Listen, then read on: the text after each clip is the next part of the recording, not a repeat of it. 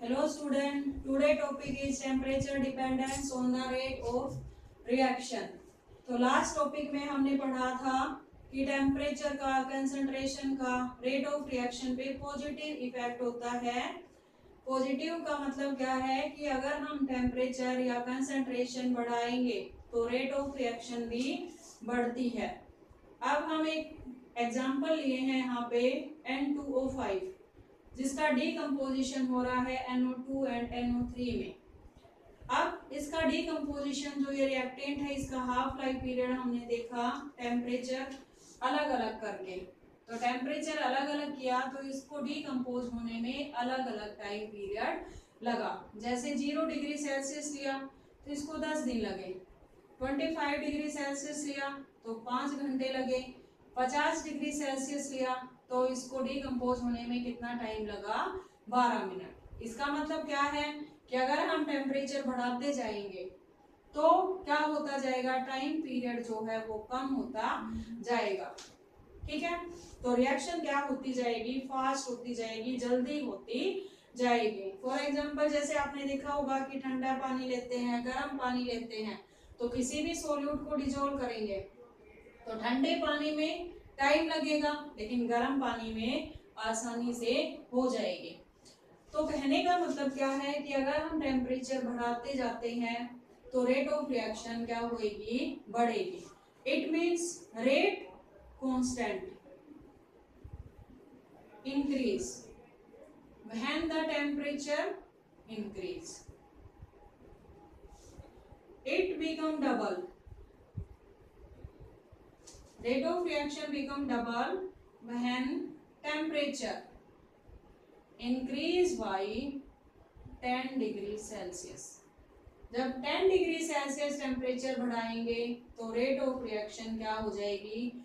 Double हो जाएगी, fast हो जाएगी, दुगनी तेजी से होना स्टार्ट हो जाएगी। इट मींस रेट कांस्टेंट जो है वो क्या हो गया? डबल हो गया। Arrhenius give the rate constant in term of an equations K is equal to A e की power E A over R T. तो इसमें अर्हेनियस ने दिखाया किस किस के बीच relation? Rate constant and temperature के बीच, कि अगर टेम्परेचर बढ़ाएंगे तो रेट कांस्टेंट क्या होगा? डबल होगा। अब एक रिएक्शन के थ्रू अर्हेनियस ने समझाया कि ये लिए H2 plus I2, these are the gas H2 and I2, they are changed into, जब ये रिएक्ट करते हैं they are changed into 2HI। किसमें चेंज होते हैं? 2HI में चेंज होते हैं। लेकिन इसमें चेंज होने से पहले क्या होगा? H2 and I2, H2 के बीच में बॉन्ड है, I2 के बीच में बॉन्ड है। अब क्या होगा? क्या होगा? 2HI बनेगा। तो किस किस के बीच बॉन्ड बन रहा है? H और I के बीच, H और I के बीच।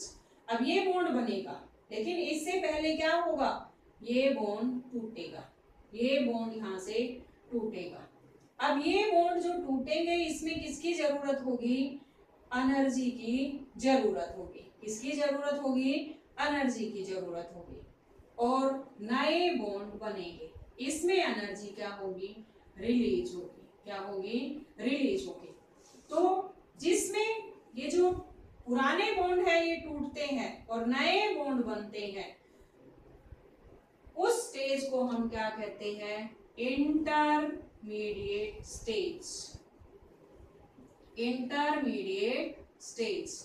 अब इस स्टेज में क्या होगा? H यहाँ पे बॉन्ड टूटेंगे, I के बीच का बॉन्ड टूटेगा और इनके बीच में बॉन्ड बनना स्टार्ट हो जाएगा and this stage is called intermediate stage. और रिएक्टेंट रिएक्ट करते हैं इंटरमीडिएट स्टेज में जाने के लिए इनको किसकी जरूरत होती है? एक्टिवेशन एनर्जी की जरूरत होती है। अगर इनकी एनर्जी एक्टिवेशन एनर्जी के बराबर होगी तो ही इंटरमीडिएट बनेगा, अदरवाइज इंटरमीडिएट नहीं बनेगा। And this stage is unstable stage. ये स्टेज कैसी है? Unstable. And then it change into product. किसमें चेंज हो गया? ये प्रोडक्ट में चेंज हो गया, 2HI में चेंज हो गया। तो ये रिएक्शन में अर्हेनियस ने क्या कहा? These reacting particles are hard spheres, they are collide with each other, आपस में टकराएंगे, इंटरमीडिएट बनेगा एंड देन फाइनल किसमें चेंज हो जाएगा? ये प्रोडक्ट में चेंज हो जाएगा। अब ये जो रिएक्टिंग स्पीसीज कोलाइड कर रही हैं, टकरा रही हैं, इसके लिए किसकी जरूरत है? एक्टिवेशन एनर्जी की जरूरत है। तो यहाँ पर एक ग्राफ लिया, किस किस के बीच में? Potential energy and reaction coordinate के बीच में। जो रिएक्टेंट किसमें चेंज होते हैं? प्रोडक्ट में, उसे हम क्या कहते हैं? रिएक्शन कोऑर्डिनेट कहते हैं। तो यहाँ मॉलिक्यूल दिए H2 and I2, these are the reacting species. इनकी काइनेटिक एनर्जी अगर एक्टिवेशन एनर्जी के बराबर है, एक्टिवेशन एनर्जी कितनी है? जो इंटरमीडिएट में चेंज होने के लिए एनर्जी चाहिए, उस एनर्जी को हम क्या कहते हैं? Activation energy. तो अगर इनकी एनर्जी रिएक्टिंग स्पीसीज की एनर्जी एक्टिवेशन एनर्जी के बराबर है तो ये किसमें चेंज हो गए? इंटरमीडिएट में। एंड फाइनली ये किसमें चेंज हो गए? प्रोडक्ट में चेंज हो गए।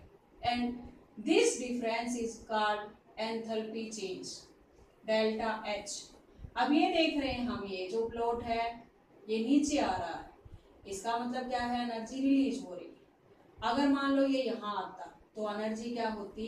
अब्जॉर्ब होती। एंड ये जो डेल्टा H है, एंथैल्पी चेंज है, ये किसके ऊपर डिपेंड करता है? नेचर ऑफ रिएक्टिंग स्पीसीज पे डिपेंड करता है।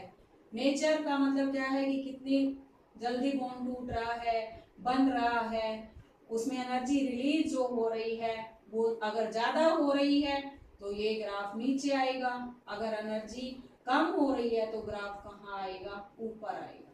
तो it depend upon nature of reacting species. किसके ऊपर डिपेंड करता है? नेचर ऑफ रिएक्टिंग स्पीसीज के ऊपर डिपेंड करता है। अब पार्टिकल लिए हमने, रिएक्टिंग पार्टिकल्स लिए, इनकी काइनेटिक एनर्जी क्या है? सेम नहीं है, और सेम नहीं है मतलब एक्टिवेशन एनर्जी भी सेम नहीं होगी, और एक्टिवेशन एनर्जी अगर नहीं होगी इनके पास में तो ये प्रोडक्ट में चेंज नहीं होंगे। तो मैक्सवेल और बोल्ट्जमैन साइंटिस्ट,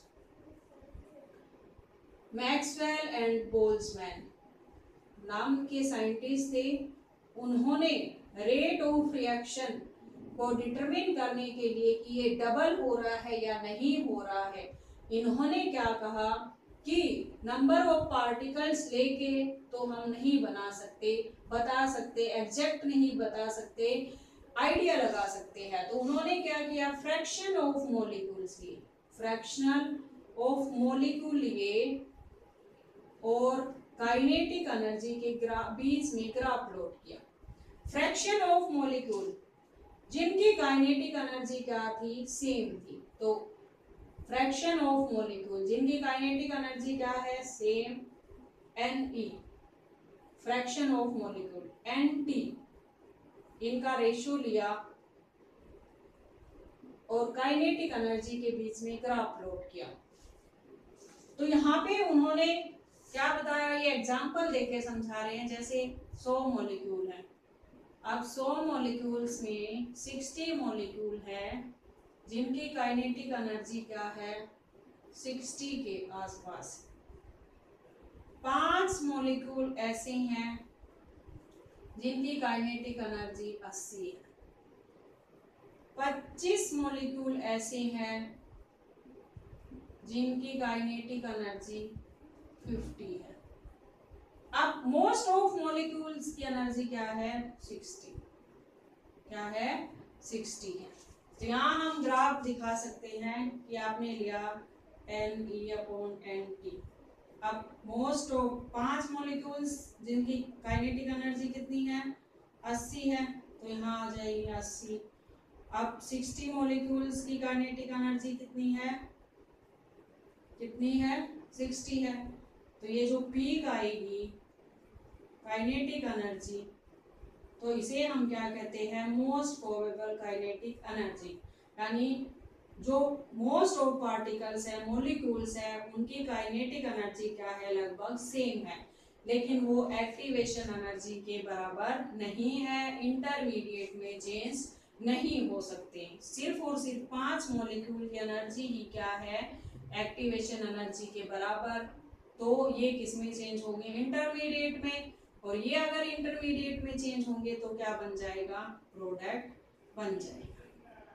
तो ये इतने मॉलिक्यूल्स हैं जिन किसमें चेंज हो रहे हैं प्रोडक्ट में चेंज हो रहे हैं। तो ग्राफ प्लॉट किया between fraction of molecule Ne/Nt and kinetic energy. तो सिर्फ और सिर्फ क्या देखा कि टेम्परेचर T के ऊपर इतने मॉलिक्यूल्स हैं जो किसमें चेंज हो रहे हैं प्रोडक्ट में चेंज हो रहे हैं। इसके बाद क्या किया टेम्परेचर बढ़ा दिया, कितना बढ़ाया 10 डिग्री सेल्सियस, कितना बढ़ाया 10 डिग्री सेल्सियस। तो 10 डिग्री सेल्सियस अगर टेम्परेचर बढ़ाया तो पहले ग्राफ कैसा आ रहा है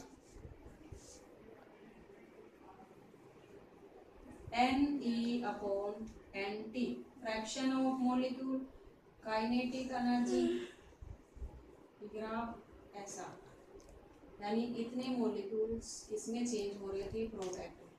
this is the most probable kinetic energy. ये ग्राफ है टेम्परेचर T के। अब टेम्परेचर बढ़ा दिया 10 डिग्री सेल्सियस, कितना बढ़ा दिया 10 डिग्री सेल्सियस। तो ये जो मोस्ट प्रोबेबल काइनेटिक एनर्जी थी कितनी थी 60। इन पार्टिकल्स ने क्या किया टेम्परेचर बढ़ाने से काइनेटिक एनर्जी बढ़ गई। क्या हो गई काइनेटिक एनर्जी इनकी बढ़ गई, जो किसके बराबर हो गई एक्टिवेशन एनर्जी के बराबर, और ये किस में चेंज हो गए इंटरमीडिएट में चेंज हो गए। सारे के सारे नहीं हुए, सारे के सारे नहीं होंगे। मोस्ट ऑफ पार्टिकल्स 60 जो एक्टिव हैं उन्होंने काइनेटिक एनर्जी ली टेम्परेचर से, एक्टिवेशन एनर्जी के बराबर हो गई, और वो किस में चेंज हो जाएंगे प्रोडक्ट में चेंज हो जाएंगे। तो यहाँ पर ग्राफ कैसा आया ऐसा। तो जो पार्टिकल्स थे उनकी काइनेटिक एनर्जी बढ़ी, और काइनेटिक एनर्जी बढ़ने से क्या हुआ इंटरमीडिएट में चेंज हुए, और इंटरमीडिएट में चेंज हुए तो क्या हुआ ये जो ग्राफ आया ये क्या हो गया नियर अराउंड डबल हो गया। पहले ये इतना ग्राफ आ रहा था जो किसमें चेंज हो रहे थे प्रोडक्ट में चेंज हो रहे थे, तो ये रेट ऑफ रिएक्शन थी।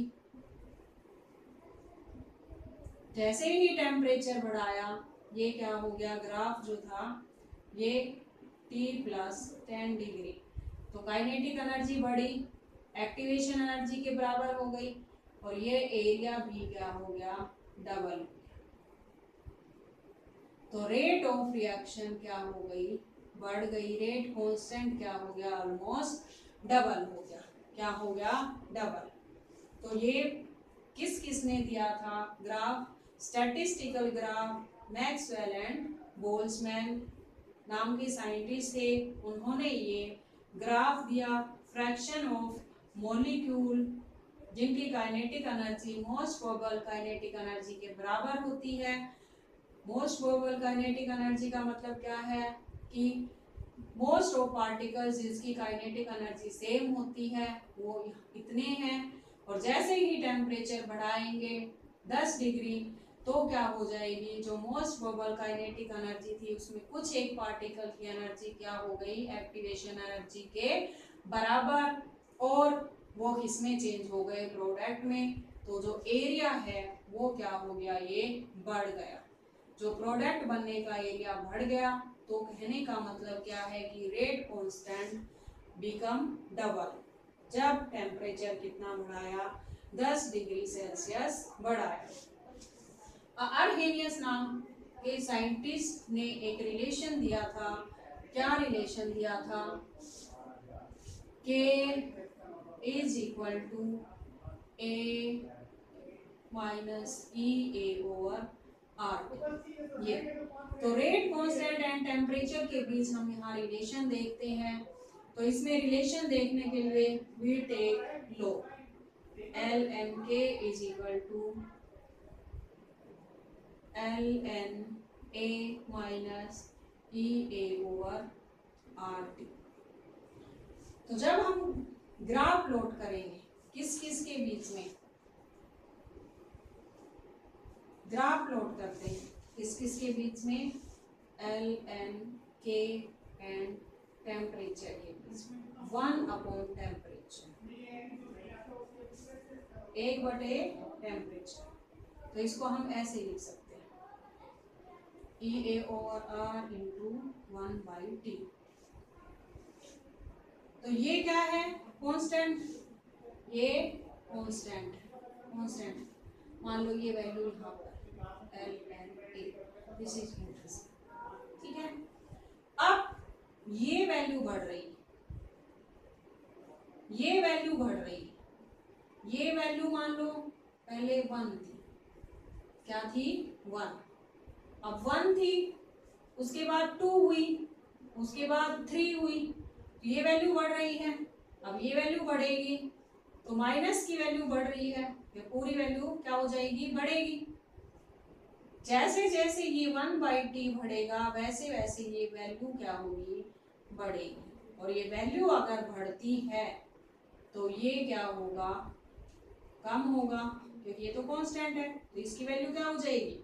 कम हो जाएगी। जैसे हमने मान लो कांस्टेंट लिया, ये 10 ले लिया, EA ओवर R ले लिया हमने 5, मान रहे हैं हम ये 1/T 1 लिया, तो वैल्यू क्या आ गई? ln K की 5। अब ये वैल्यू क्या हो गई? 2 हो गई, तो वैल्यू क्या आ गई आपके पास? 0। अब ये वैल्यू अगर हमने 3 ले ली तो वैल्यू क्या हो गई? माइनस में। तो क्या हो रही है? कम हो रही है। जैसे जैसे क्या हो रहा है? 1/T इंक्रीज हो रहा है, तो ये वैल्यू क्या आ जाएगी? ठीक है, अब ये क्या है? Slope. This is equal to -1 EA over R।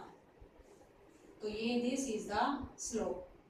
अब अगर हम यहाँ पर रिलेशन देखें किस किस के बीच में?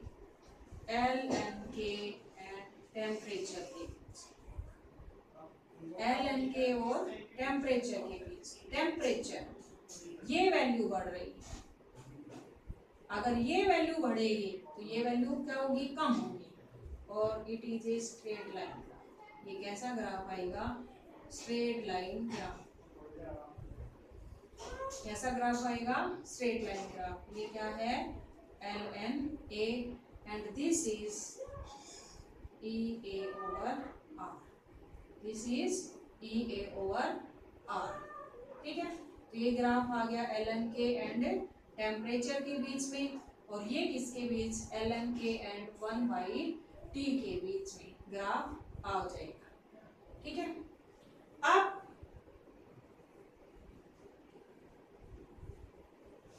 ln K को अगर हमने लॉग में चेंज किया तो क्या होगा? ln K को अगर लॉग में चेंज किया तो क्या होगा? 2.303 log K is equal to -EA over RT plus 2.303 log A। ये अब मान लो हमने रेट कांस्टेंट डिटरमिन करना है। ये आया था हमारा ऐसा ग्राफ आया था, ये क्या था? ln K क्या 2.303 log K मान लेते हैं इसको, और ये क्या है? 1/T। ठीक है, तो ये ऐसे लिया 1/T1 1/T2, तो यहाँ पे क्या आ गया K1 K2, ln K है तो ln K, अगर 2.303 लोग लिए हैं तो ये आ जाएगा। तो यहाँ पे हम दो वैल्यूज देखते हैं। अब यहाँ पर क्या होगा, अगर मान लो हम इसको लोग में चेंज करते हैं, लोग K इज इक्वल टू इसको इधर लेके गए तो ये हो गया 2.303 minus EA/RT plus log A। 2.303 से कट जाएगा तो ये वैल्यू आ गई। अब ln K log K या ln K ही ले लेते हैं, आसान रहेगा। ln टेम्परेचर T1 पे देखते हैं तो ये क्या हो गया, ln K1 is equal to minus EA/RT1 plus ln A, क्योंकि ये कॉन्स्टेंट। अगर टेम्परेचर T2 पे देखेंगे तो क्या हो जाएगा, ln K2 is equal to minus EA/RT2 plus ln A। अब हमने क्या किया, इसमें से इसको माइनस कर दिया, इसमें से इसको माइनस किया तो क्या आ गया,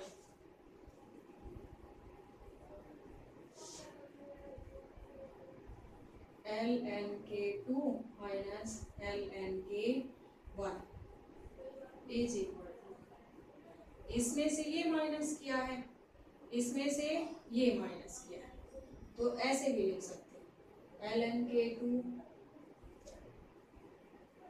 माइनस ln K1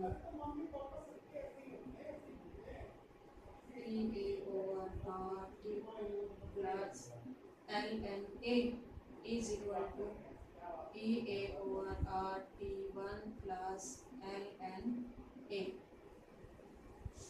ये माइनस किया, ये क्या हो गया प्लस और ये माइनस कट गया, तो ये क्या आ गया ln K2 minus ln K1 is equal to EA/RT1 minus EA/RT2। अब इसमें से कॉमन ले लो, कॉमन लेंगे तो क्या आ जाएगा, ये आपका क्या हो गया ln K2 minus K1, ln A minus B क्या होता है ln A/B, तो इसको आप लिख दोगे ln K2 over K1 is equal to, इसमें से क्या कॉमन आ गया EA/R,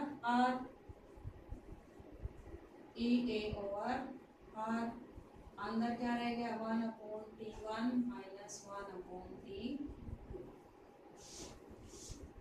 ln K2/K1 is equal to EA/R, LCM ले लेंगे T1 T2 T2 minus T1, ये आ गया।